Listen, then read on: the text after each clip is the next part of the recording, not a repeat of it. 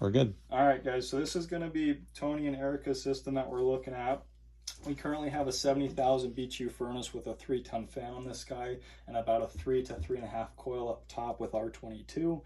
Line set overall is pretty easy to access. All of this basically goes all the way up here, runs with your exhaust pipe right up here, and then it looks like it forks kind of at the end at the last run and just goes directly out on that right side to the house. Correct. Which we will show you guys a little bit later, but really easy to access the line set. We might need to change it out if it's a little bit bigger of an AC. There's been some discussion of, hey, this thing seems way undersized. We're gonna do a heat loss calc and kind of validate that or see where we're at with that. But talk of jumping up to an 80,000 BTU furnace on most likely gonna be the 2-stage with the C cabinet, so about 20 to 21 inches wide. It only has an 8 by 25 cold air return drop on this guy, so we're gonna go out to about a 10 by 24, shorten it a little bit up top, and then that will give you as much space as we can. As you guys can see down here, we have the below drain going on right here, so we do have a little bit of a gap, and I just want to make sure we maintain that. So if you guys need to do kind of a adjustment on the ductwork to make sure it kind of doesn't sit directly on the ground, that's going to be ideal for this.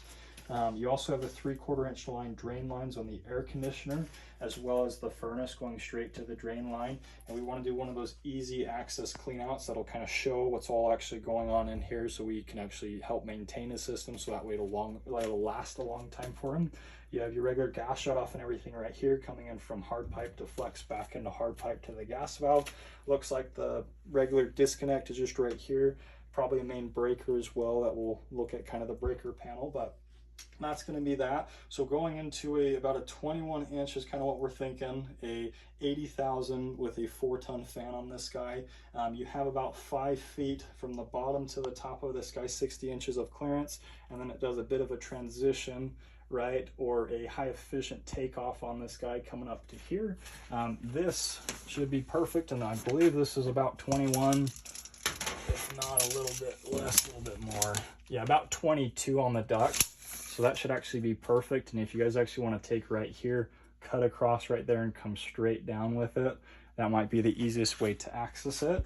We're also looking at putting either a buildable base can down here to kind of help save some space, right, and allow for a little bit easier access as well as for breathability on the equipment.